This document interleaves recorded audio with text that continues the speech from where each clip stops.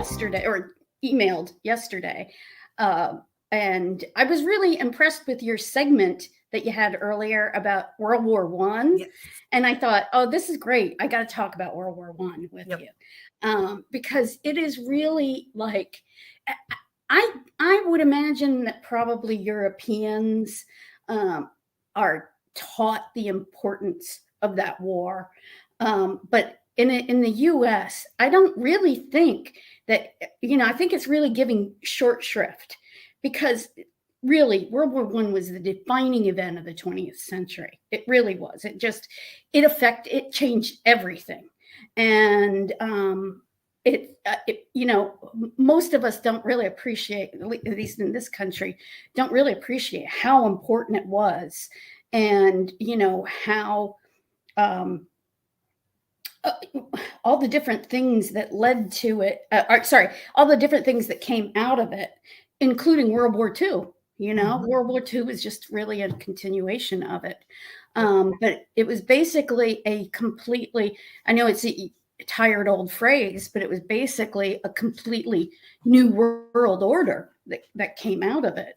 I think to understand our problems, it really helps if you know something about World War One and kind of what happened and what our role was, and and also what happened after World War One that was so important. It was a war that really saw dramatic changes in the technology of war, and it actually made believe it or not, made John Maynard Keynes famous worldwide and made him a wealthy man because he wrote a book criticizing the Treaty of Paris. And so that book really hit a nail, and it really, hit the right nail, and it really just kind of woke people up, made people really aware. And he unfortunately was proven to be right, because he was criticizing the harsh treaties of the Treaty of Paris on Germany, and ignoring that led to World War II. So anyway, I got a video out I want to show really quick. Sure. On it's called Oversimplified, World War One and how it got started. So that way we can at least get a little bit of an idea of how oversimplified in a cartoon version of how World War One got started. Yeah. The world of 1914, a time of modern technology, culture, and fashion. Truly the height of civilization. Let's have a war. Everyone knew a big war was coming. France wanted some stuff back that Germany had taken from it. Germany wanted to take more of everyone's stuff, and they were building a big sexy navy that was making the British uncomfortable. These two empires thought they were really cool, but lots of different people who lived there didn't think it was so cool. And some of them had even been declaring independence with help from Russia. Everyone was talking about each other behind each other's backs, throwing the fact that military technology had come a long way since the last major war, and suddenly everyone was pretty eager to beat each other up. In this area of Austria-Hungary lived some Serbs and Bosnians who hated living in Austria-Hungary. So the Austro-Hungarian Archduke Franz Ferdinand goes there for a nice drive in an open-top car with his car's route published in advance. And that went just about as well as you'd expect. Some assassins were waiting for him along the way and threw bombs at his car, but they missed and blew up some officers behind him instead. So the Archduke goes into hiding, leaves Sarajevo, and the whole war never happens. Except no, the Archduke doesn't leave, but instead goes back out in the open-top car to visit the injured officers in hospital. The driver takes a wrong turn and by sheer coincidence gets stuck beside one of the failed assassins, who shoots him. Austria-Hungary is understandably pissed about all this, and they think the Serbian government had something to do with it, which they might have. So they go to their ally Germany and say, hey Germany, we're going to declare war on Serbia, and Germany is all for that. So Austria-Hungary send a big list of impossible demands to Serbia, and when Serbia refuses, they declare war. Austria-Hungary and Germany are friends, and Serbia is protected by Russia, who's friends with France, so they all declare war on each other. Montenegro joins in too. France and Britain also have a kind of alliance, so when France says, hey Britain, you got my back? Britain is like, maybe. And then they decide to stay out of it, which is great for Germany because Germany has a plan. They know that Russia is so big and clumsy that it will take them a while to get ready for war. So with this guy in charge, Germany will send all its troops into France at lightning speed while Russia's getting ready, defeat France, then move all the troops to Russia and defeat Russia, and then we all speak German and eat Pfefferpottast every day. Just one problem. France has loads of forts and defenses along its German border, and Germany can't waste any time fighting them, so Germany decides to go around them through Belgium. Belgium is neutral, but Germany wants to march 750,000 troops through it. So really quick, I just wanted to really mention, as I was talking about the other day, this is kind of how the start of World War I, just the shooting, the murder of one person. That's it. That's all it is. That's how simple it could be. Mm-hmm. Yeah, right. And, you know, I mean, we don't realize, because there were things that were building up over the years. And there was a lot of warmongering that was going on in Europe, even before the war. And, you know, at the same time, the U.S., we weren't involved with it at first.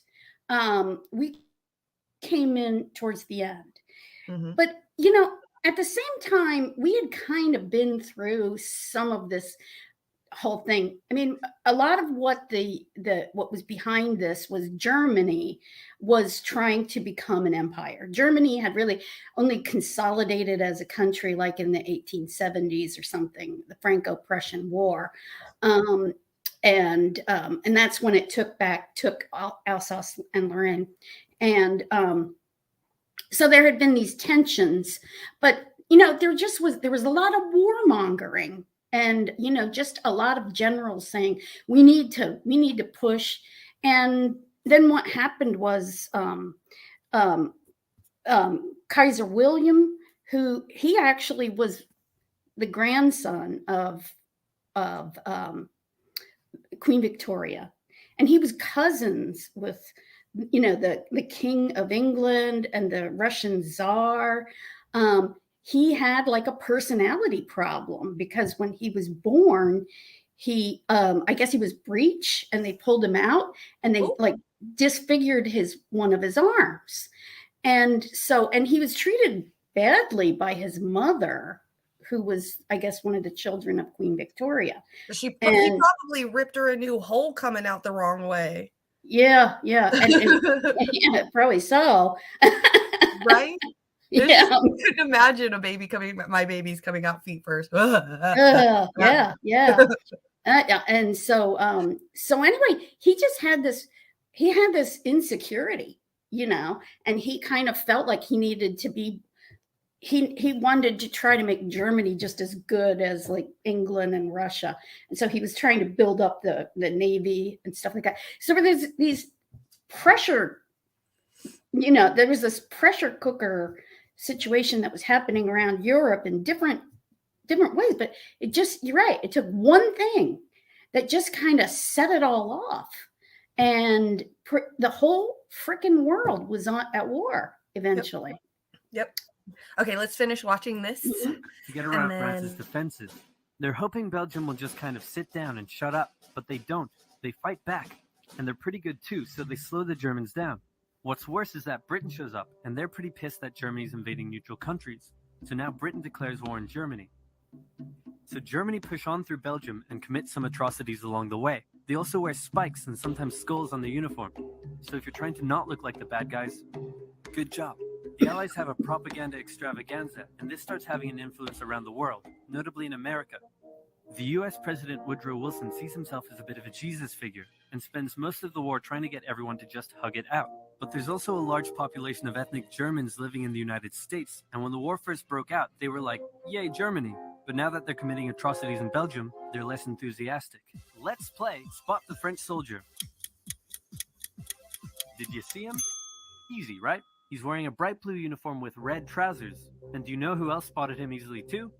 The Germans. So when the French were slowly marching in columns through the countryside, the Germans easily tore them to shreds with their giant guns. All the nations involved in this war went in with an old-school war mentality, and all of them had to update their uniforms and tactics a lot during the Great War. because this war was going to be like nothing anyone had ever seen before. Russia's ready for war, and way earlier than expected. Hey, Austria-Hungary, can you get on top of that? Oh yeah, sure, we've got this. Nope. So Germany has to send some troops back to the east to defend against the Russians. The chief of staff of the Austro-Hungarian army is this guy, and although he is handsome, he turns out not to be the best military strategist. Austria-Hungary constantly ignores Germany's advice, and then comes running back to Germany whenever they get in trouble. Austria-Hungary even gets its ass kicked by tiny Serbia, who repels all their invasion attempts at the start of the war. It's better news for Germany in the north, though, where they almost completely wipe out the Russian Second Army. Back on the Western Front, the Germans continue advancing and are in sight of Paris. At this point, anyone would be forgiven for thinking the Germans were going to get that quick victory after all. But then things start to go wrong. The French commander-in-chief knew something had to be done, and he ordered his armies to stop retreating. In the resulting battle, a gap opened up in the German lines. If a gap opens up, the enemy can use it to flank you from the side and behind, so the German armies have to retreat. The Allies launch a counterattack, so the Germans dig into defensive positions. The Allies do the same. Then both sides move north, trying to outflank each other along the way. When they reach the sea, they're in a stalemate with trench systems running the whole way from the coast to Switzerland, the beginning of trench warfare on the Western Front. Here's how trench warfare works.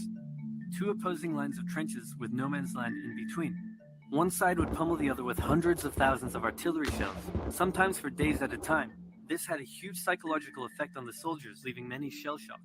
Then, the attacking troops would leave their trenches and rush across no man's land, a muddy wet mass of shell craters and barbed wire.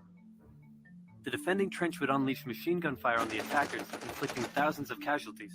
The attackers would send wave after wave until either they gave up or the opposing trench was finally overrun. There would be months of fighting and the deaths of thousands in order to gain a few meters or kilometers of land. Living in the trenches was hard work too. Corpses, mud that could swallow you whole, pools of poisonous water, rats, disease, the smell. It's insane that millions of soldiers put up with these conditions, and commanders ordered them to do so for years. That's just so wild to me to like even think of the fact that we could be back in that so close. Like we were so close this week to being back into that. Yeah. I know. This is the thing. People don't seem to really grasp how serious this situation has been.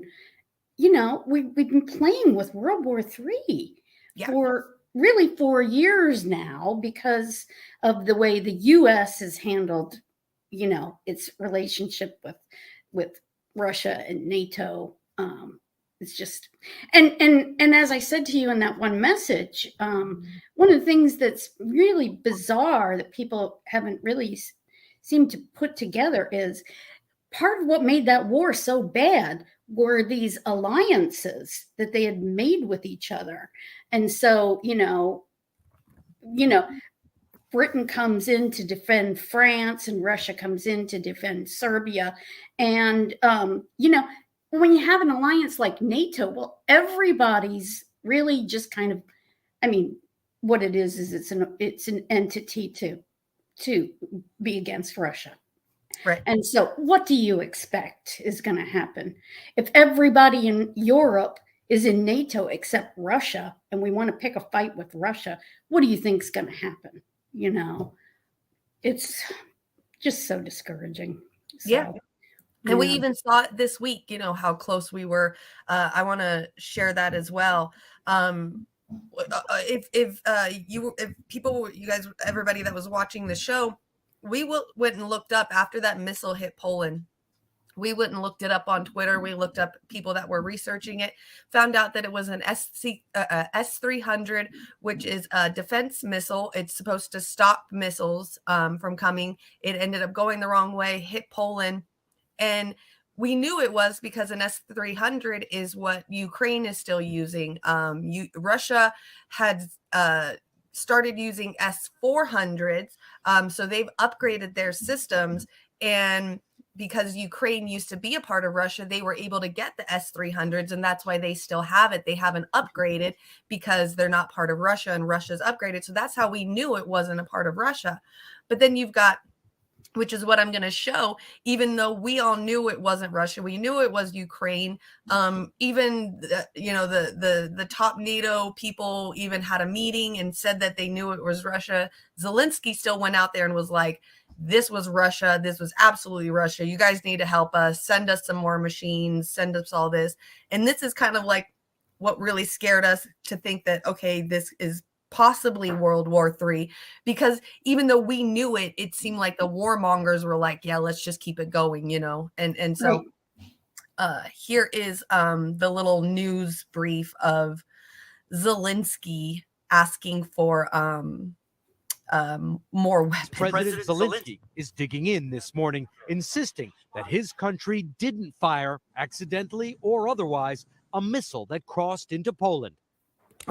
I have no doubt it was not our rocket, he said. Asked about that, President Biden saying overnight, that's not the evidence. Poland's president, Andrzej Duda, called it a tragic accident, most likely caused by a misfire from a Ukrainian air defense system, an assessment shared by the Pentagon. We have seen nothing that contradicts President Duda's preliminary assessment that this explosion was most likely the result of a Ukrainian air defense missile that unfortunately landed in Poland.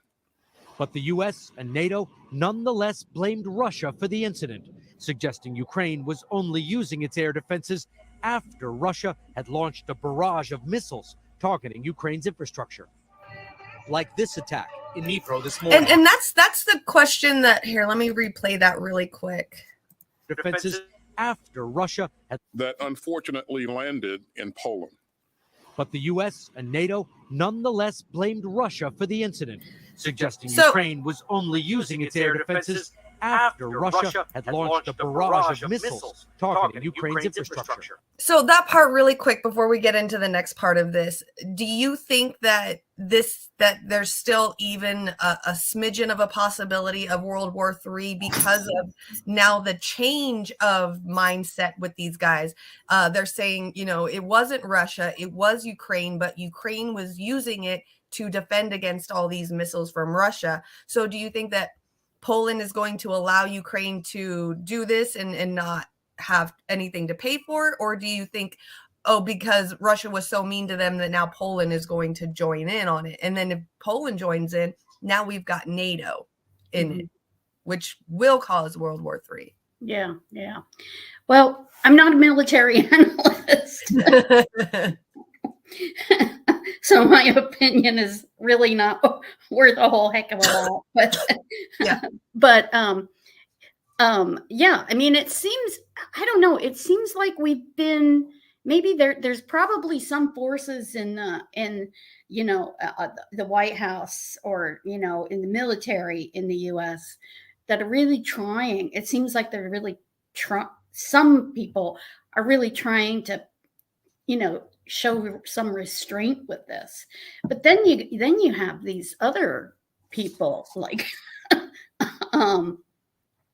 Blinken, and I mean it seems like in a way there's some conflict in the White House about whether or not we really want to do this. But I'm not convinced that it couldn't happen, Right.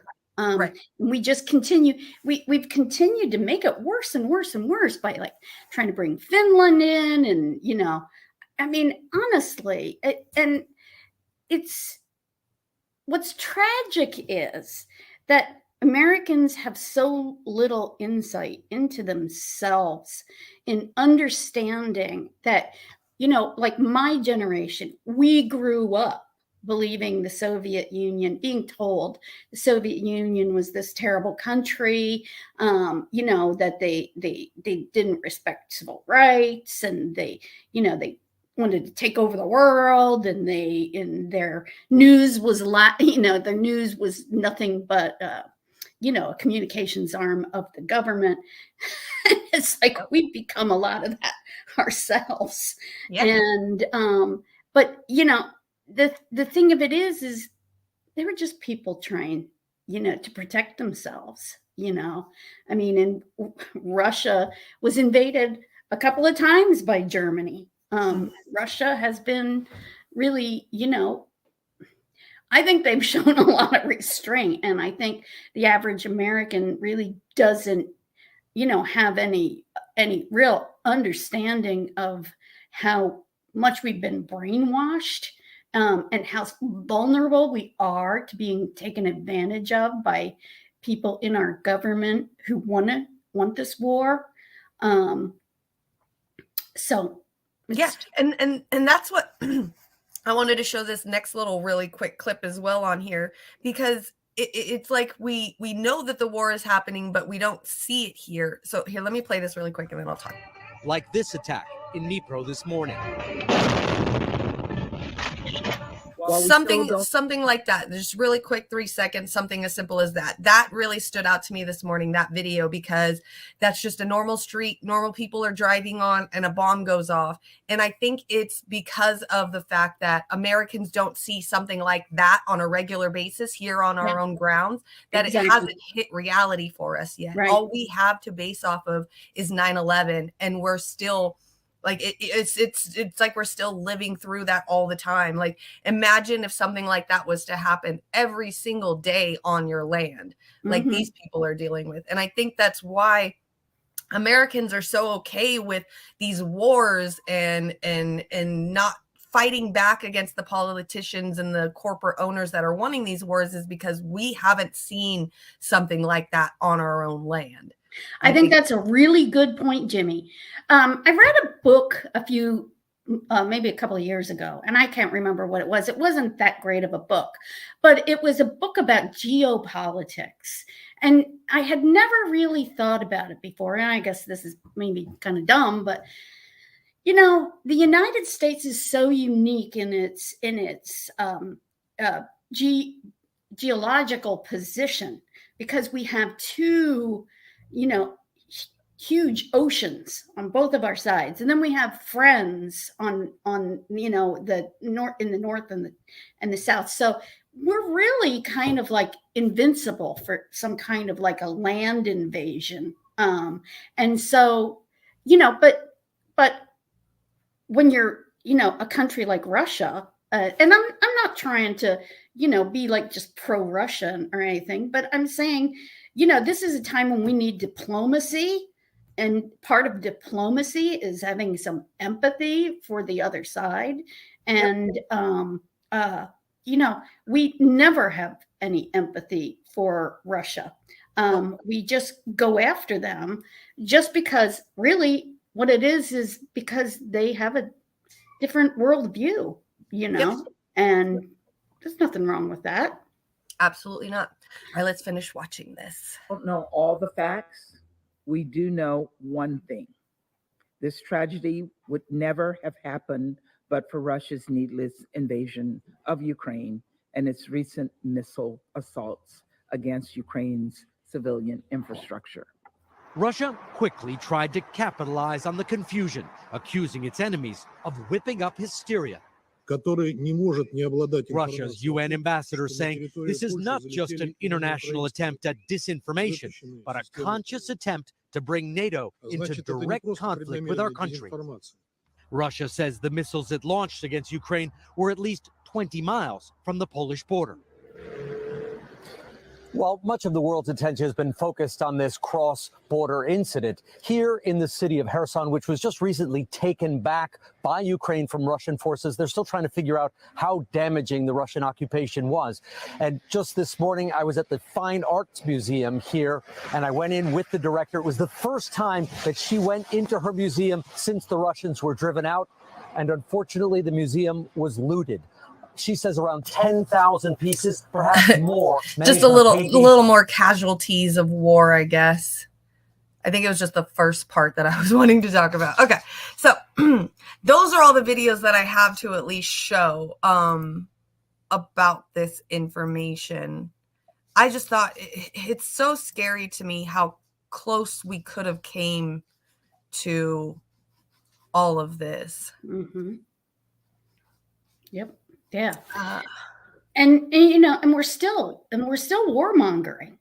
I mean, there's Richard Engel. What's he doing? He's reporting from, behind the scenes with the Ukrainians. Are we getting objective information? No. We haven't had objective information for decades now from the mainstream media. But, and the sad thing is that, the news is a big part of this, as it was in World War I. It was the same kind of thing.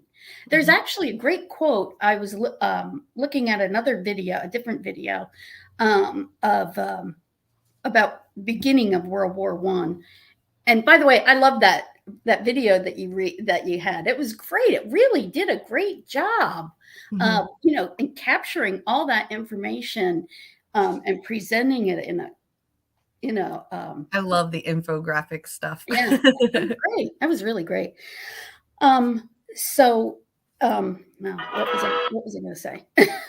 No, you're good. So then, with this whole war and everything like that as well, and what you were talking about in Slack is NATO. I wanted to talk about NATO. How did NATO start? What was the point of them? What is the point of them now? How has it changed? What promises have they broken? What can we learn from this? Because it just, nowadays in 2022, when all of this is going on, it feels like, as a younger generation, somebody who's had NATO around forever, it just feels like it's something that's there, something that we all just have to deal with, and it's never going away, and they're going to keep breaking promises and keep expanding because this is just what they do. Like, how did NATO get started? Okay, what happened was after World War after World War II, Germany had invaded. Stalin and Hitler had been allies. And then, of course, Hitler double-crossed the Russians, invaded Russia, and they suffered enormous losses due to the fighting that occurred on their ground in Russia. So, as you were saying, we don't get invaded, but Russia got invaded, and they got invaded a couple different times, and it's stunning, really, if you listening to the stuff about the war, how Germany was able to hang on and just really, they developed, like fighter plane like technology, and the U-boats and all that kind of stuff. So Germany was a very scary enemy to have. And so Russia got betrayed. At the end of World War II, then what happened was we had allied with the Soviet Union at that point in time. The war came to an end, and Europe was just a disaster. It was just, there's a great movie called The Third Man. Have you ever seen that? It's with Orson Welles and Joseph Cotton. And it's a great, like, it's a mystery, but it takes place in Germany right after the war, and it shows, like the devastation that had happened to Germany, because we just really bombed that country into the ground. Anyway, so what happened was, at the end of the war, Europe was kind of a mess, and there was still actually a lot of fighting. That was World War I. There was still a lot of fighting after World War I. There had been a lot of unrest for a long time, and at the end of the war, the U.S. came in, and basically what we did was we divided up Germany, and the U.S. and France took certain parts, and the Soviet Union took a part. But the Soviet Union actually then started to move in to other countries of Europe, and basically declared a buffer zone for themselves. And so they basically said, okay, all these Eastern European countries, they're going to be part of the Soviet Union because we want a barrier to protect ourselves from Germany. Right. And so NATO was an organization of basically the allies, and then other countries joined.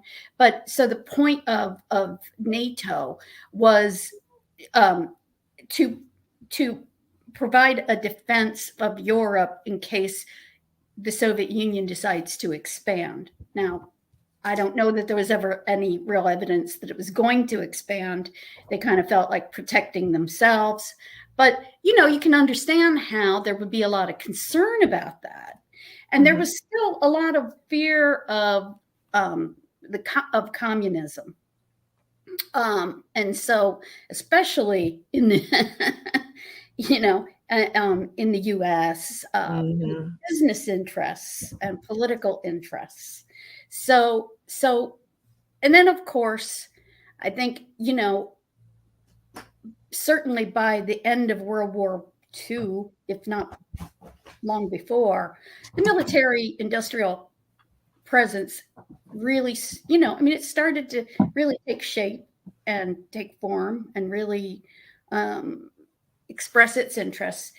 It was a time when people were still really afraid because, because they'd gone through these two really horrific wars, and they had seen a lot of aggression, and so it's understandable that people would be afraid. But I think what happened was NATO came into existence, and then it took on a life of its own. Right. And at the end, and when the Soviet Union collapsed, really, there was no need for NATO. Right. We should have disbanded it. And there were people that wanted to disband it. But clearly the people in charge in this country, and probably others, they saw benefit in keeping Russia as an enemy. Yeah. Or at least, I think a lot of I don't know that it's even necessarily so much Russia as it is Putin, because when the Soviet Union collapsed, they asked for our help. Like, I know economists who went over there and were advising the Soviet Union and the satellite countries. They were trying to help them kind of get a market established, but the way we went about it, and we did a terrible job, and on top of it, we allowed a lot of corruption to occur, and so that was a big part of the reason why Putin took over. And so we don't, when Putin took over, I guess the U.S. figured they could manipulate him the way they manipulated Yeltsin, and they couldn't. And so ever since then, they've had it in for Putin. Because what they want to do is they want to go in and take Russian assets and, basically do all the things that the Russians are afraid they're going to do. Right. Yeah. And so that gives me another question then. So if NATO was made because of their fear of the Soviet Union, I know that America has been afraid of communism a lot longer than that. So when did we start being afraid of communism, and why? Well, in the 19th century, there was a lot of social strife, because the Industrial Revolution really, started really taking hold in the early 1800s. And so what happened was it created a lot of inequality, and there was a lot of social strife around the world, including in the U.S. We had a lot of strife, labor strife. And so in Europe, part of, at least this is some theories, I don't know if it's exactly the reason, but it makes sense. In Europe, part of the way they handled the social strife was to, look at the other and try to make it out like, oh, well, it's all these other countries' faults. And then also, well, we're so great, we're going to expand. And so it was basically attempts to misdirect the countries, the people of those various countries' attention, and try to get them involved in like nationalism and and blaming other countries and colonialism and stuff like that, to try to distract them from the fact that they were seeing a lot of inequality in their countries. And so that's part of it. Do you think that mentality is still now? Because it so reminds me of like how the mentality is now. It's like, well, we're not so bad because other countries are this much worse. And it's like, oh, that's where you're setting the bar, is like down there. Oh, okay. That I get it now. Is that how it's kind of always been with that? I think it's been like that for a long time. Probably, I don't know about always, but certainly probably since the 1800s. Right. In the U.S., what we did was we waged war on the Native Americans, and and slaughtered them. And so we had our own kind of colonialism, or empire. It just that at first we kept it contained within the U.S. Then, of course, we expanded to Alaska and Hawaii. And at the end of the 1800s, there was a big debate in this country about whether or not we should try to become a colonial empire. And people like Teddy Roosevelt and the business interests were all for it, And then there were people like Mark Twain and many others who were really, really against it. And so what happened was they,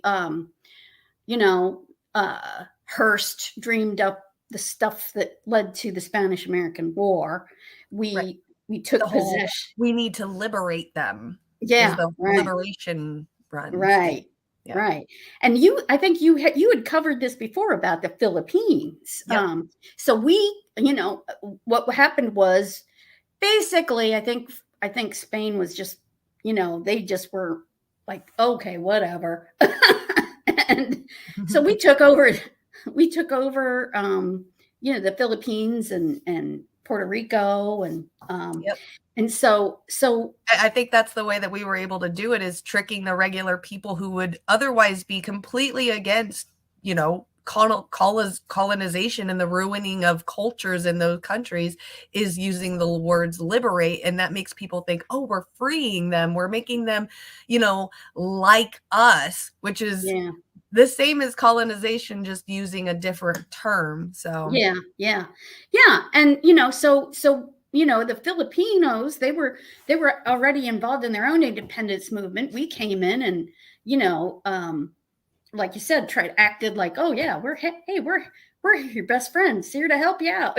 Yeah, I know. Didn't they? By the way, they had some kind of like fake war and stuff where America's like, oh, we'll pretend like we're having a war with you, and then you guys just leave and say that you lost and give up. But then like the Philippine people couldn't even go and join that war. They weren't even allowed to see it because they weren't supposed to know that, America and Spain were actually secretly making an agreement behind their backs. So that way that America could own it, because Spain was going downhill anyway. It was starting to lose a lot of its power.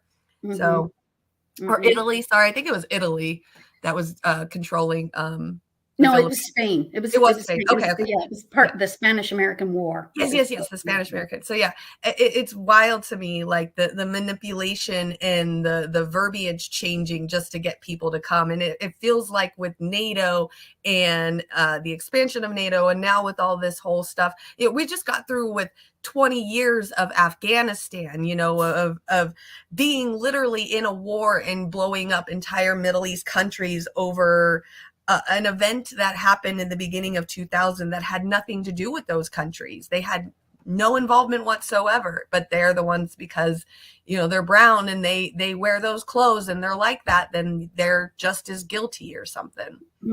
Yeah. And it seems like that's the same. We've just spent the last 20 years, we're liberating them, we're freeing them, we're helping them, we're defeating the terrorist over there, not realizing that, like, in their own country, what we consider their terrorist is just their rebels, just like here in America, us independent Green Party, third party activists that don't vote for the main duopoly would probably, if we got, a little bit more riled up and crazy, they would probably consider us terrorists, but we would just be rebels. So Yeah. Just Yeah, in those countries, they're a little bit more violent because there's a lot more violence shown to them. So, yeah, after what the Cold War did was it, well, I guess wars are always there's always a lot of jingoism with war. The Cold War really made really focused us on communism. But after the Soviet Union went down, what they're doing is they use the buzzword of terrorism, and so that's how they get us going. And so when the Soviet Union fell apart, well, then they had to find a new enemy. And so they decided that the enemy was going to be terrorism, because terrorism is always around. It's very vague. You can accuse anybody of being a terrorist. It's a pretty convenient tool for keeping the war machine alive and well. And that's what sucks is like, we're supposed to be fighting, at least in the words, it says that we're supposed to fight terrorism, domestic and foreign, but it seems like we've completely ignored domestic terrorism and gone only, for foreign, quote unquote, what we consider could be terrorism, even if it's rebel causes.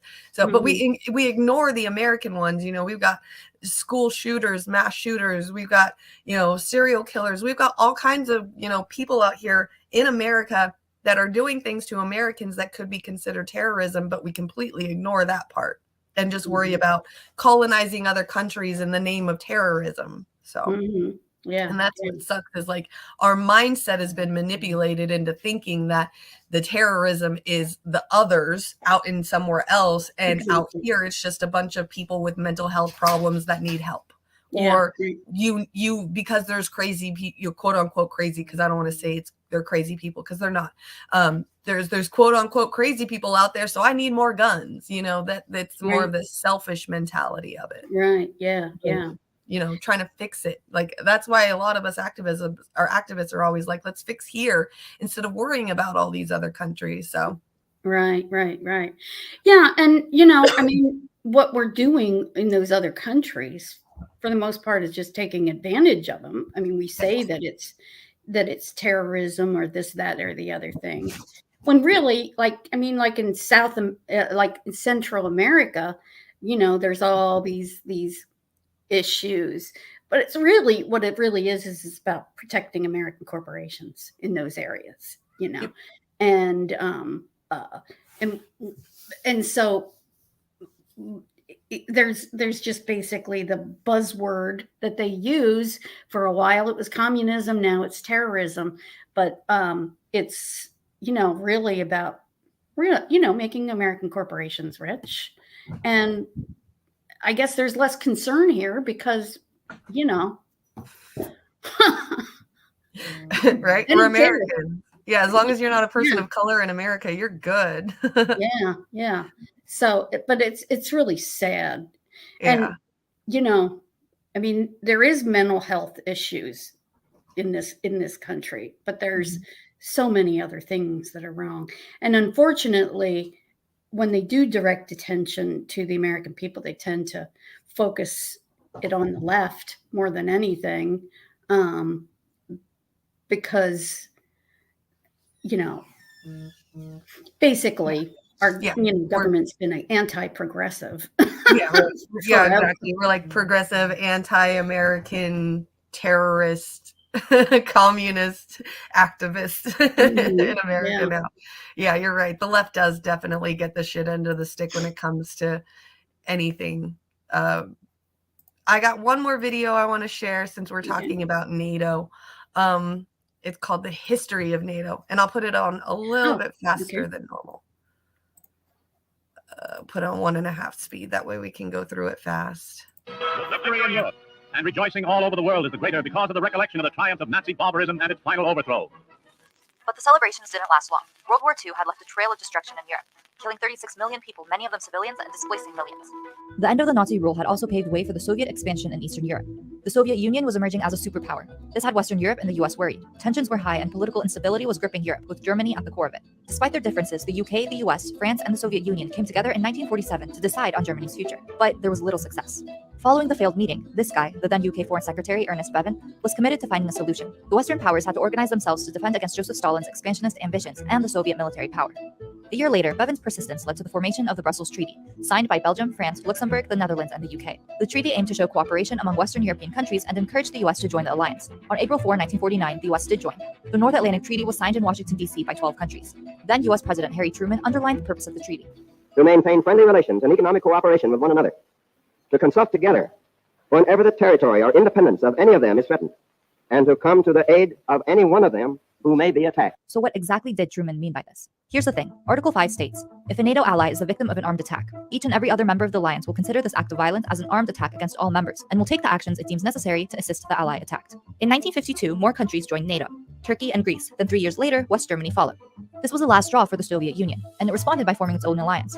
This was the Warsaw Pact. And just like NATO, the Warsaw Pact was a treaty of collective defense among the Soviet Union and its communist partners in Eastern Europe. Then came the nuclear arms race. Over the next 10 years, nuclear weapons were heavily developed and tested. The UK, France, and the US were testing and experimenting in different parts of the world. In 1961, the Soviets detonated the world's most powerful nuclear weapon, Tsar Bomba, estimated to be at least a 50 megaton atmospheric blast. The range of this bomb was massive, and just to put it into context, it was 3,000 times more powerful than the atomic bomb dropped on Hiroshima. Now both NATO and the Soviet Union were in possession of the world's deadliest nuclear weapons.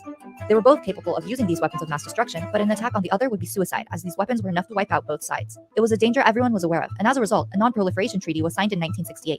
Many non-nuclear nations agreed to never acquire nuclear weapons, while the nations in possession of nuclear weapons, including the US, the UK, and the Soviet Union, agreed to disarm in time. Over the next few decades, NATO was gaining in strength, whereas the Soviet Union was struggling to hold on to Eastern Europe. Political and economic instability was escalating, and everyday life was not a socialist utopia. During the 1970s and 1980s, the Soviets were one of the top oil and gas producers, but as the price of oil started to decrease, the country was left to struggle with an economic burden. Even as the economy got worse, military spending continued due to the Cold War and the war in Afghanistan.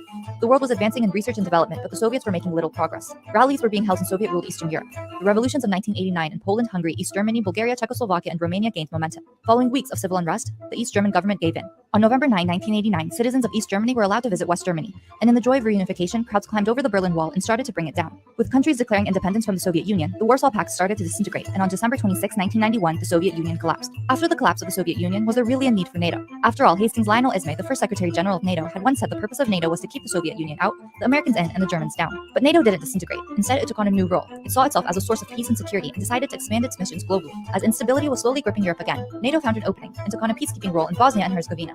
A few years later, it did the same in Kosovo too. Critics questioned their involvement and success while NATO was trying to justify the reason for its existence. The early 2000s were a chance for NATO to expand beyond its borders.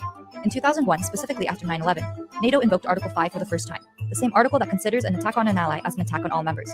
It launched its biggest ever combat operation in Afghanistan with the aim to stabilize the region, train Afghan forces, and make sure the war-torn country won't be a safe haven for terrorists ever again. It has been 17 years since the war in Afghanistan started, and the US and NATO are still there.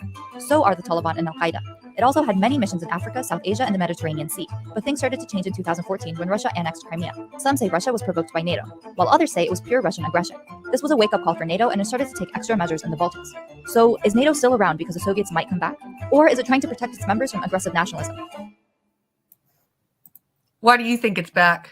Honest. Well, I think, it's an institution, and institutions have a life of their own. There was a lot of money invested in NATO, and I think I have never been to any kind of NATO affiliated meeting or anything like that. I really don't know anything about it, other than just like the most basic stuff. But my understanding, I'm sure the war, the defense corporations probably have a lot of say in it.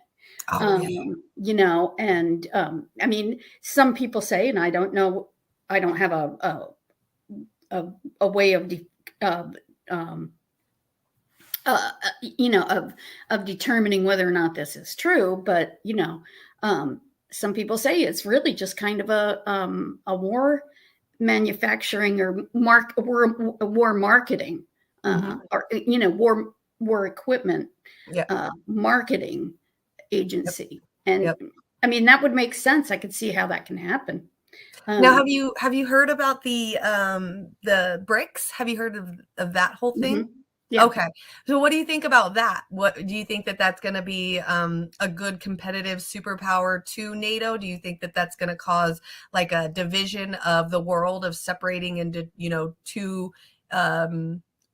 globalist economies? Do you think that BRICS is actually going to end up overtopping NATO as the most powerful united countries in the world? What do you think is going to happen? Well, you know, I can't really say for sure what I mean, I don't really know what's going to happen, but it seems to me that the BRICS is a good thing because the US has just really, I think, abused its power. So I think the world is going to be better off with you know, a more multipolar kind of, you know, world.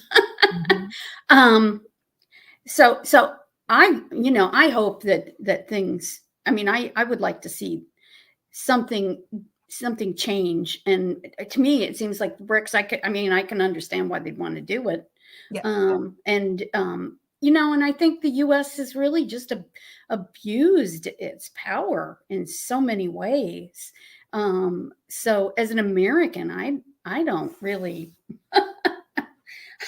I think if BRICS becomes the new superpower of the world, I think it's going to be very interesting to see the cultural changes that could possibly happen, because we've been so extreme capitalist with all these NATO countries for so long. It's going to be really interesting to see like a capitalist formation of different countries, but with communism and socialism mixed in with it as well, because a lot of the BRICS leaders are either communist or socialist. So I think that they're going to bring that into the aspect as well of capitalism, because I know that they're never going to give up full on capitalism. It's profitable. It makes people money. It's definitely, you know, even though how bad it is, the idea, the theory of capitalism at least is positive in some aspects of making individuals' lives a little bit better than, let's say, the 1600s, you know.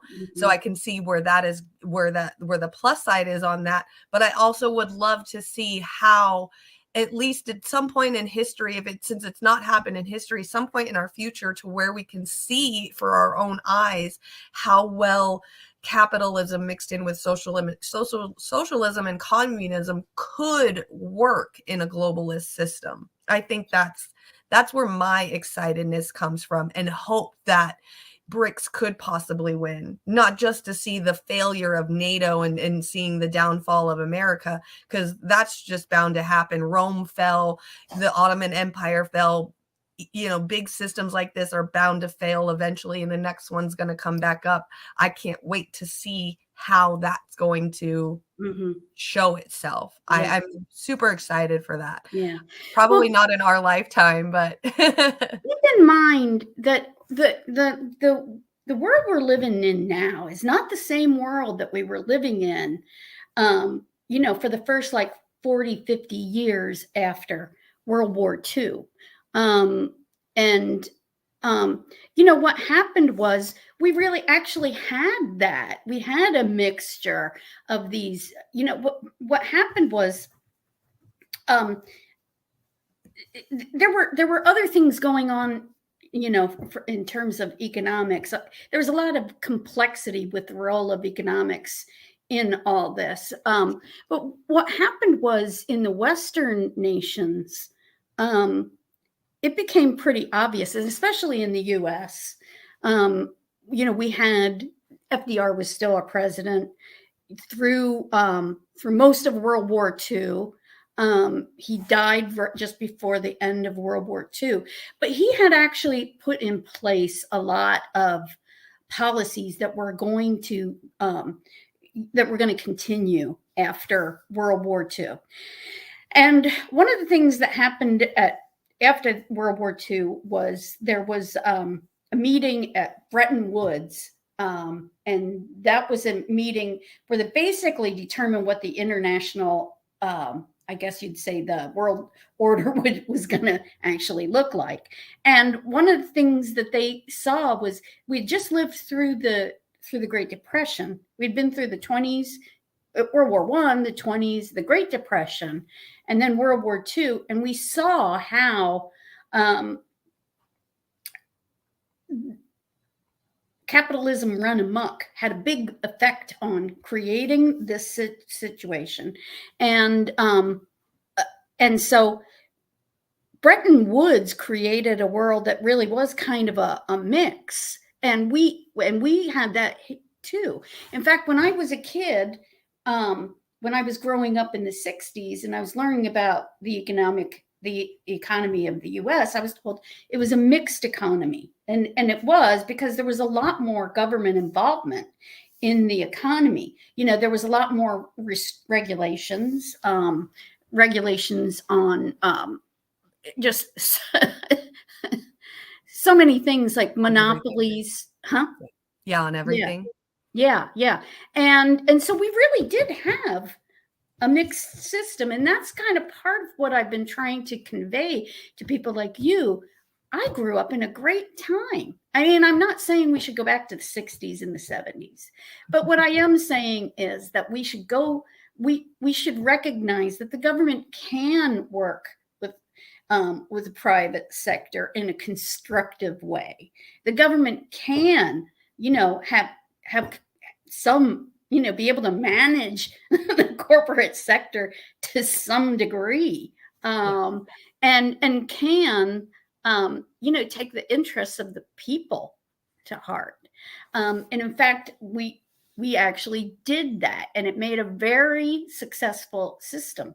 Now, of course, the United States, one of the things that began to break down for multiple reasons, and with MMT, we've talked about the monetary aspect of it. But part of what was going on in the 70s was Germany and Japan and many these countries that had been basically devastated by World War II, they had rebuilt, and we encouraged them to rebuild an economy that was export driven. And so what happened was when they did do it, then they actually became our competitors.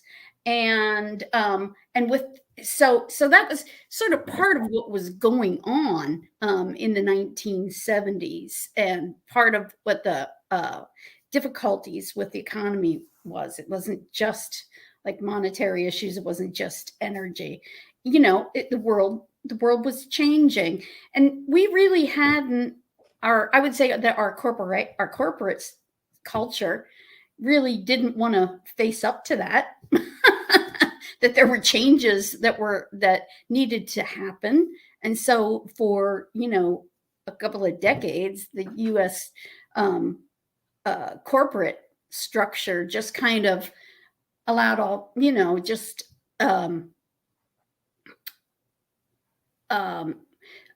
I'm sorry. Unfettered capitalism run amok. Yeah. So what happened was, we implemented changes, but we implemented a lot of the wrong changes.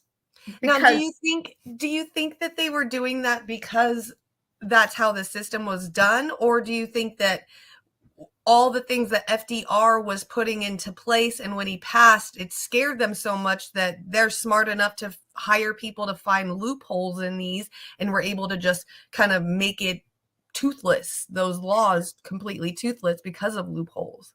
They started to do that in the 40s. They did start to do it, but it really didn't kick in until the 70s. Because because one of the things when we got an actor as a president, right? Huh? Yeah. Well, actually, no. Reagan didn't come in until 1981. Okay. Yeah. But what was happening was we had Vietnam, and in Vietnam, during the Vietnam War, we were actually seeing people, our soldiers, being shot up. At night on the news, they would show, soldiers' body bags and things like that. So we were,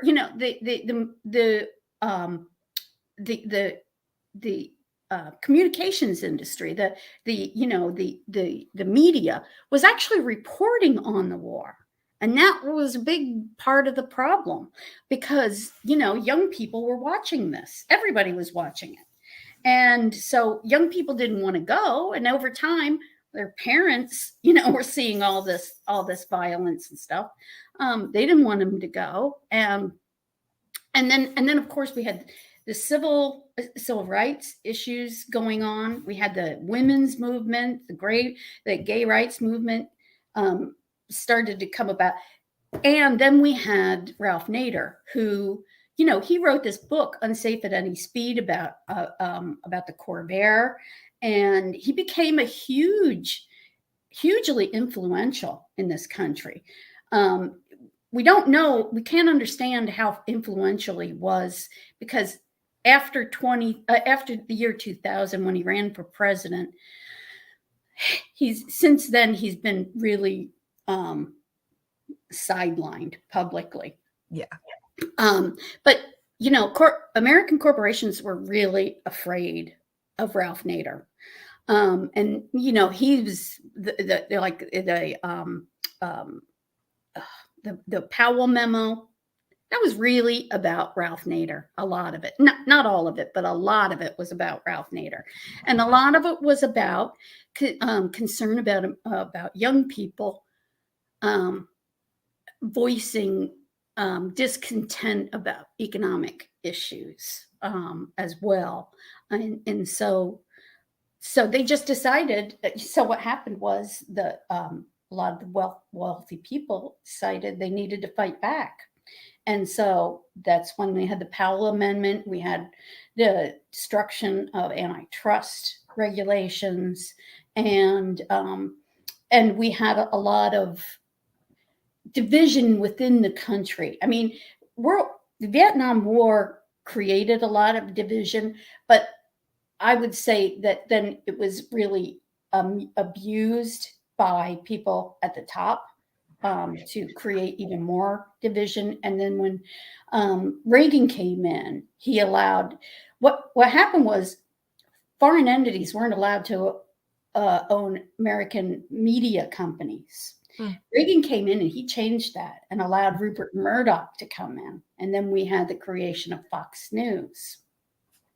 And so, where's Rupert Murdoch from? He's from Australia. Oh, yeah. Okay. Mm-hmm. That makes sense. Fox News, Australia definitely fits. Yeah. But he had already made a big, he was big in Australia. He was also big in England. He had already gone in and made a major dent in the British media by the time he came here. So anyway, yeah. So what happened was then, of course, about the monetary stuff, that it was seen as a breakdown of the Keynesian tradition of managing, and the Keynesian economics was a blend of corporate and, blend of the private sector and the public sector. And the intent was to use the public sector to manage the private sector. So what happened was all these other things just kind of combined together and made it very easy for the right-wing free market economists to state their case openly. And on top of it, they were actually financed by the wealthy. So Milton Friedman had a show on public television in the 70s called Free to Choose. It was paid for by wealthy people. And then a book came out of it. And so a lot of people now, if you ask them, well, like even economists to this, I know people who will say, what got them into economics? Free to choose. And so the mentality just took over the economics profession and ultimately took over our societal thinking. We talk differently than we used to. We think differently than we used to. we really have become like economic agents in a much broader sense than we used to be. There's a movie called FM, and if you ever get a chance, watch it. It's kind of a funny. It's just a cute, humorous movie, but it's about a radio station in the late 70s, I think, being taken over.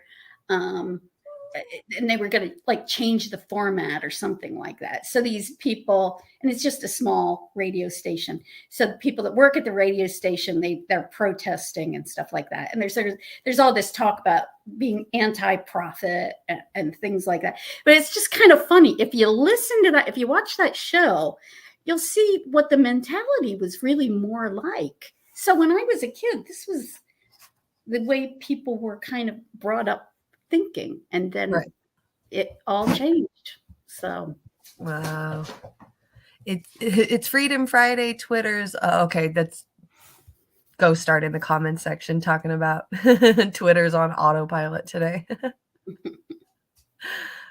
Oh wow. Well, let me say one other thing about World War I. Sure. Which made it really different, and it is Uncle Milty. Yeah, actually. Oh yeah, I was in college when he was, and he had an article. You know what? He had a article series on, and either I can't remember if it was Time or Newsweek, but he had, so like every week or maybe once a month or something, he had an opinion piece that he had in this magazine, and I remember reading one time when he was talking, this was in the late 70s, it was before Reagan, but when Reagan came in, he made Milton Friedman his top economic advisor. So this article that was written in the 70s before Reagan, Milton Friedman was talking about how the middle class is subsidized and it shouldn't be subsidized. At that point in time, national parks you didn't have to pay anything to get into national parks. And that was one of the things he said. Why are people allowed to get into national parks for free? And so I was reading this article, and it like dawned on me, hey, this guy is saying the middle class needs to go down the tubes. Right. And and that made me realize this guy is really nuts. And then he came into power. Yeah. So anyway, but back to World War I. One of the things that happened with World War I is that when, it was just this horrific war that caused destruction, so much destruction, and not just destruction of property and lives, it also destroyed a lot of wealth. And so what happened was, part of the reason why the U.S. came into the war was because we had actually lent like our banks had lent them a lot of money, lent the Allies a lot of money, and so there was a concern that if the Germans won, or if the Entente won, that these banks wouldn't get paid back. And so that was part of the reason why we went in. It wasn't the only reason, but that was part of the reason why we went in. So so when the war ended, what had happened was we had lent all this money to France and England and other countries, and they owed us tons and tons of money, but their economies have been really devastated by this 4 years of this horrible war. And so part of the Paris Treaty talks was about, paying the money back and paying restitution and things like that. In the 19th century in Europe, apparently they had, when there were wars, and you were like, if another country, say for instance, lent money to a country that was at war, and especially if they ultimately became allies with them, at the end of the war, I guess it was a kind of a tradition that they didn't pay back loans that were made from their allies. It was just sort of a gentleman's kind of agreement that they had. So France and England were very surprised when Wilson, during the discussion of the Treaty of Paris, said, "Oh, and by the way, you're going to have to pay us back." And so that was part of the reason why the Germans had such horrible reparations terms, was because France and England had to pay us back. So what really happened was, and actually there was a lot of discussion about this because there was a concern, and it was true. What happened was we were kind of funding France and England, like lending them money for imports and stuff like that. And then, we were helping Germany. That's what it was. And then they would like use money to pay France and England, and then France and England would pay us back. So it was like a certain amount of recycling the money. Ultimately, it all came back to us. And so, we ended up, we were a wealthy country before the war, but we became an extremely wealthy country after the war. And then it even got worse after World War II. So basically we had all the gold. We had the only economy that was an industrial country that was still, hadn't been damaged and still had strong productivity and things like that. So World War I was the start of the U.S. becoming the hegemon. And in fact, there was a void between World War I and World War II, because the U.S. actually kind of tried not to take on that role at first. Wilson was a progressive, and he was an activist. So what happened was, when World War I came about, he was really involved in it, was really committed to it, really believed in the League of Nations, and really trying to, have the U.S. be a world leader in helping to establish the peace. But what happened was, the way he did it offended a lot of the Republicans. When he came back from the Treaty of Paris, from Paris, he had actually had a stroke. He became really kind of incompetent. His wife basically was acting as president. And so what happened was, he was really weakened. And so when it came time to vote on the League of Nations, the Republicans were in charge of Congress, and they voted against it. And so that was the end of the League of Nations with respect to the United States. So there was a desire to, come back and become state isolationist, which continued through the 30s. But then we got pulled into World War II. Yep. And so basically, one could probably make the case that part of the reason why World War II came about was because we weren't involved in the world and, trying to help manage things, not actively. However, I'm not a historian, so. Right. We're just going off of our memory.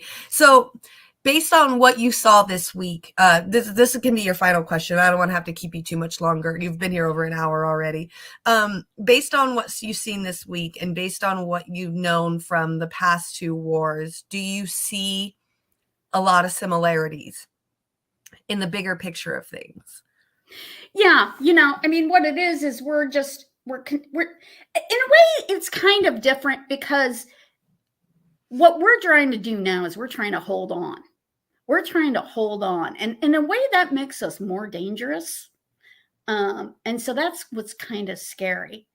And then on top of it, we really have become so ill-informed. People used to, back in back in the 60s and the 70s, Walter Cronkite was still around. He was a journalist. That guy was actually a journalist. The people who, had when you turn on the nightly news, those people are just talking heads. They're not journalists. They're people who can read a teleprompter. That's what they are. And that's what we have for news. And so to me, this is actually a scarier time in a lot of ways, because I see the desperation of the US to try to maintain some kind of hegemony, and which we shouldn't have to begin with. And, and so I find it a really scary time. And on top of the fact that so many people are so misinformed, but, just don't acknowledge it, or don't want to see it. And then our tendency to see Russia as the other, as we always have. Yeah. I think it's a scary time. I do. Yeah. What do you think about us still having, it still feels like the Red Scare is still around, even it's 30, 40 years later? Oh, yeah. Yeah. How does that feel? It's really depressing. It's really, really depressing. Because, I know a lot of the friends that I knew when I was young, they just so easily bought into this stuff. And it really shocked me. It still shocks me. I think probably part of the reason why, to me, part of the reason to me, I have a tendency to not see Russia as this enemy, because when I was, this was a really a defining moment in my life. I was in graduate school. I just had gotten to graduate school. It was 1981. Classes hadn't even started. But, I was getting to know some of the other students in the graduate dorm. They were pretty much all from other countries. And so for me, this was my first exposure to the international, to the world, really. Mm-hmm. And so this was 1981. So Reagan was in office. And he was really, starting to use a lot of warmongering terminology and stuff like that. So we had a discussion. We were just, it was just like a party, and we were just talking. And so there were some European students who were talking about the Soviet Union, and they made a comment about that they were afraid that the Cold War would end and that the US would be the only superpower. And I said, in my innocence and stupidity, I said, but we're the good guys. Oh, no. What an idiot. And it was then I realized, the naivety of youth. Yeah. We are, and this is the stuff we've been told, but, there's a different perspective, and it doesn't even have to be the perspective of the Russians, just the perspective of the Europeans. Think about that. They were caught between these two world powers that both had nuclear weapons that could have easily been destroyed any time. So imagine what it must have been like living for those people, Mm-hmm. And then in the end, the Cold War did come to an end finally. But what we have done is we have just really abused the authority and the power that we were granted. And I just think it's just so sad, because we should have done a lot better than we did. We've always been taught that this is some great country, a great experiment in democracy and all this stuff. We had a chance. I think, to show what we could be made of, and we completely messed it all up. And you know, a lot of it was really, I think you can probably blame at least somewhat the neoliberalism, you know, that has taken control in economics, but you know, it's also really just infested our minds. And so Well, that's what doesn't make sense to me is like part of the younger, like the millennial generation. And I know that there's a lot of Gen Zs that think the same way as me, is that with this whole Red Scare being back again, it's completely confusing to us because we've read the Cold War. We knew about the Reds, like we know there was a Red Scare, you know, before our time there was one. And it's so hard to see how prevalent it is with the minds of people when a lot of the younger generations in this country don't have that fear whatsoever, but it's so strong in the minds of Americans. And it's like, well, how is that possible? Is it like, is there that many more older generations than it is younger generations, and they're the louder ones compared to the younger ones?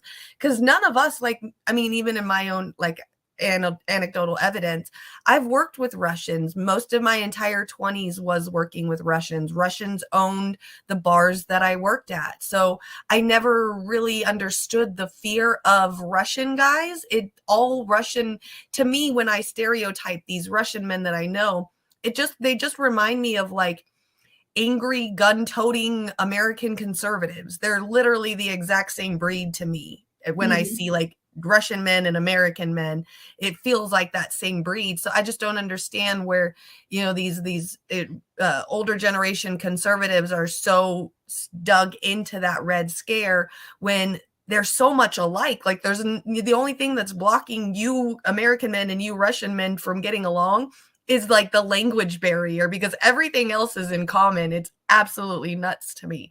And you can be scared of something that you're so familiar with. Yeah. And Russia isn't even communist anymore. No, they're super capitalist now for sure. Yeah. Mm-hmm. So it's just ridiculous. It makes no sense. We're all the same. We are just all the same people. And, you know, and we're all in this together. It's the leaders that divide us. And it isn't, I don't think it's even so much economic systems are part of it, but I don't think it's really so much necessarily economics. It's just power and greed, you know, and capitalism is convenient because it really enables that to flourish, but it's not the only thing. And much of the greed is from people in power who get money from, you know, being invested in weapons manufacturing and stuff like that. I mean, you know, money doesn't care where money comes from or where it goes. Money just wants to reproduce itself. And it's the people at the top with the money, you know, that are really, that's what they're trying to do. They're trying to reproduce the money. And so if they have to destroy a culture, they'll do it. If they have to destroy a whole nation like Ukraine, they'll do it. And, you know, they're willing to do it here in America too. Like when you just said destroying our culture, like our culture of wanting quote unquote freedom in America. Just last night, I know it's starting, like they're starting with the manipulation words and commercials now to get people to give up certain freedoms for certain things. Last night I was watching a show on Hulu and the commercial came on and it was like this woman starting her business and finding things on the internet that is similar to what she wants. And then like just showing like different scenarios of these people looking online to find what they want and how easily accessible it is to find what they're looking for. And I'm like, oh, this is a really interesting ad. And then at the very end, it's all, please start being okay with directed ads. I'm like, do you guys not realize what they're doing with these directed ads? Like everything that we're afraid of wanting to take our information, of being able to know what we're doing, to the point where they're eventually going to know what we're thinking at all times. I've even noticed that things that I don't even say out loud anymore, things that I just think, are coming up as ads now. And now they're putting up commercials where they're like, be okay with this. Like, are you guys, like, this country is just like really falling down. People are like, ever since 9/11, people are willing to give up their personal freedoms for some sort of non-existent benefit in America that they think they're benefiting from. And it's just absolutely wild to me. Yeah. How people are just falling for it. And this gets back to what we were talking about terrorism as an enemy. Yeah. You know, because terrorism is something you can't really define or, narrow down specifically. You can people at the, people at the top can just call it whatever they want, and so this is all just part of this mind control stuff. And, I'm not trying to sound like a conspiracy. Put on that tinfoil hat, girl. Do it. But look, we have a whole. Actually, one of the things actually that's really important about World War One is because World War One was one of the first times, at least in this country, where we really started using propaganda intentionally. There's a great series on the internet. It was done by Adam Curtis, a British filmmaker, and it's called. Oh, now I can't remember the name of it. Okay, I'll get it in a minute. But this series talks about the series is about propaganda and public relations. And what happened was Woodrow Wilson was a progressive. In 1912, there wasn't a war. He got elected. In 1916, there was a war in Europe. We were not part of it. And one of his campaign pledges, or one of his campaign, sayings was, he kept us out of the war. Yep. Right. Okay. Yep. So then he gets reelected late 1916. 1917, we go to war. Yep. How did it happen? Well, it came about because Wilson created this intense propaganda campaign. Now, part of it was war bonds, but also it was like this hatred of the Hun, which was the word for Germany. Germans. They actually renamed towns. Like there's a town, a little town near where the town I grew up in, that had originally been called, I think it was Kaiser.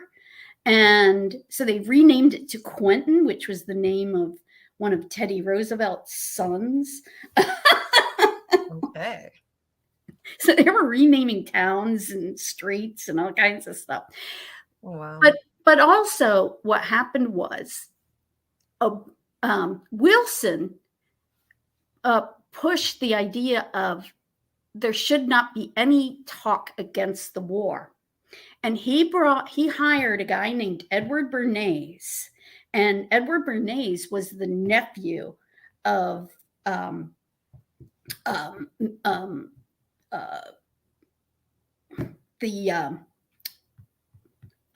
Freud. He was the nephew of Freud.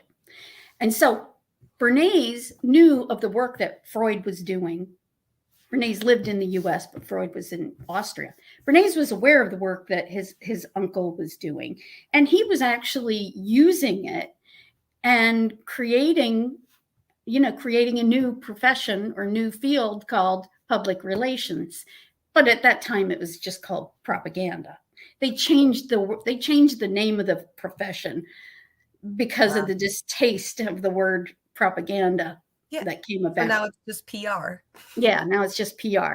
So anyway, so Eddie Bernays, what his job was to create a program that in the U.S. government that would that was basically propaganda on behalf of the war. So that's when we started hearing, well, not we, but that's when they started putting out, like Irving Berlin started writing a bunch of songs, how they keep them down on the farm, and how I hate to get up in the morning, and things like that.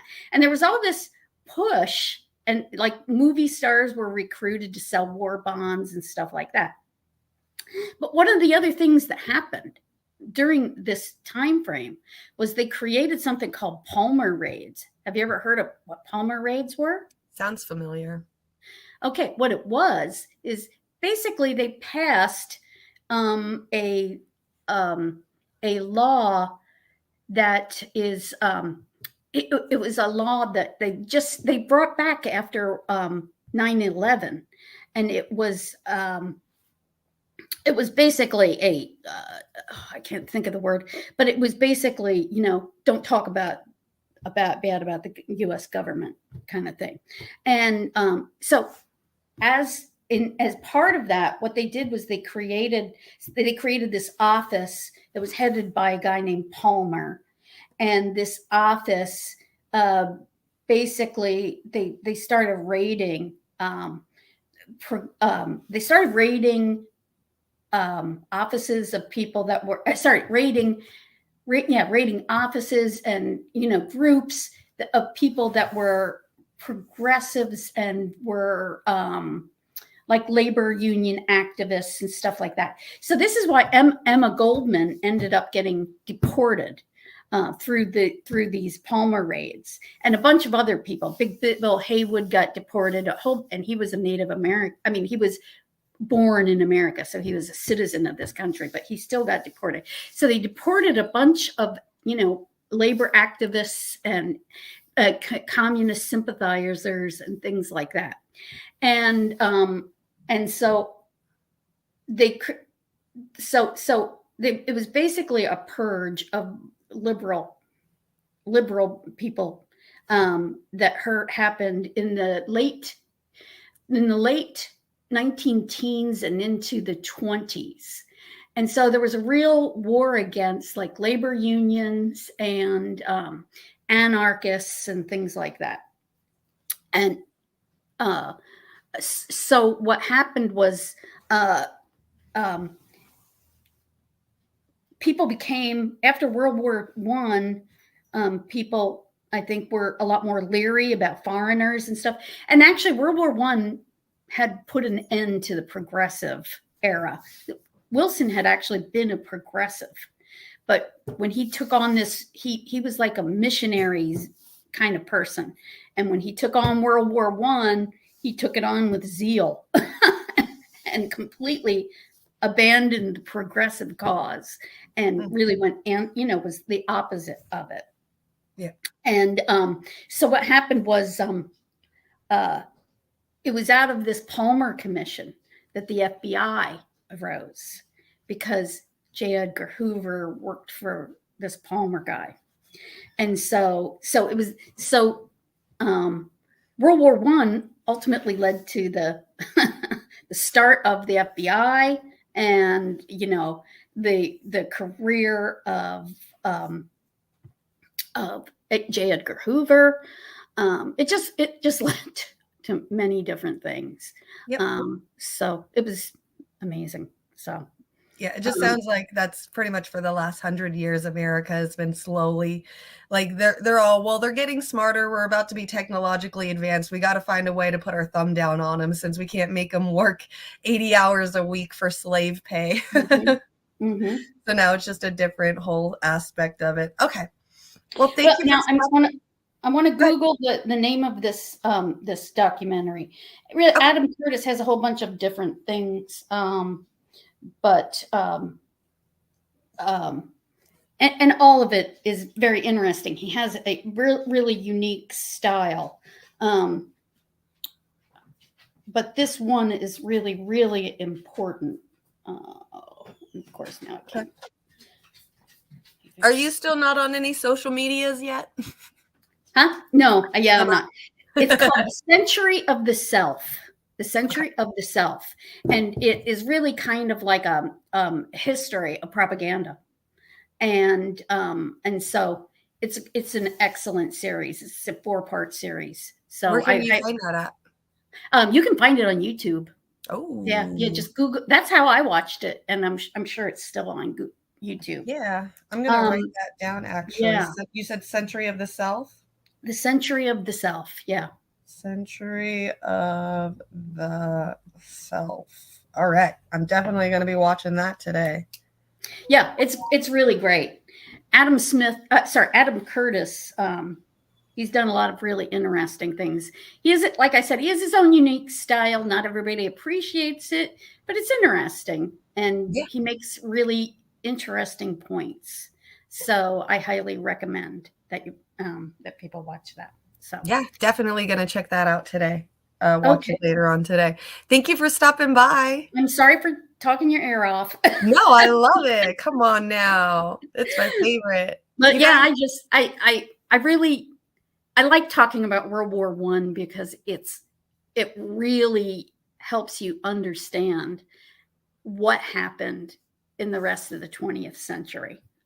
Because really pretty much everything came out of what happened during World War I, including the rise of the Soviet Union, because it was, because the Tsar was in charge of the war in World War I after a certain point, and the war just went terribly for the Russian people. And that was part of the reason why he was overthrown. So, yeah. So anyway, okay. Thank you for coming by.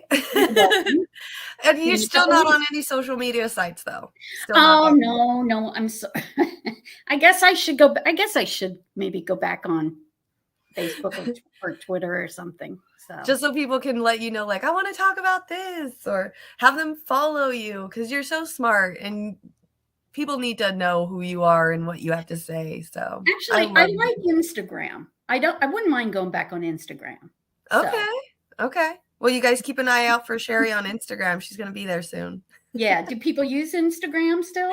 Yeah, absolutely. Old people like me. I think they're using Instagram even more than other sites nowadays. So especially the younger generation, they love them from Instagram. It's fun because there's, a lot of pictures and the short videos and stuff like that. It doesn't seem to be quite as intense. Yes, absolutely. I think that's the one thing I can't stand about Twitter, and why I haven't 100% dived deep into Twitter yet is just because there's so much reading. I'm just way too much. You can take in 50 different stories within a matter of 10 minutes and it's nuts. It's too much. It's way too much. I'm a TikTok person. I can watch 10 to 60 seconds worth and then go to the next one. But when I'm reading, 20 articles in a 10-minute period, that's too much. Mm-hmm. Yeah. Give me about 1 minute to process things, and then I can be on to the next one. Mm-hmm. Yeah. So. I get that. So take care, Jimmy. All right. Yes. Thank you. Oh, Les Phone says to get onto TikTok, Sherry. Okay. All right. Well, have a wonderful Thanksgiving, everyone. And, yes, you too. So I'll be back. See you in a couple of weeks. Yes, everybody. She's going to be back next Friday, or the Friday after next. So you guys have any questions for her? You guys want her to talk about something kind of like what we did today, where we just talked about World War I and the similarities between what happened this week and the start of World War I, how we got to where we are. All of this today was done only by Sherry. So if you guys have anything that you want her to talk about that you think is interesting, please let us know. We will definitely talk about it. She's a microeconomist. So if you want to know anything about economics in the micro sense, which is some of my favorite stuff more than macroeconomic, definitely ask any questions about that. And we'll see you in a couple of weeks. Bye-bye. All right. Bye. Take care.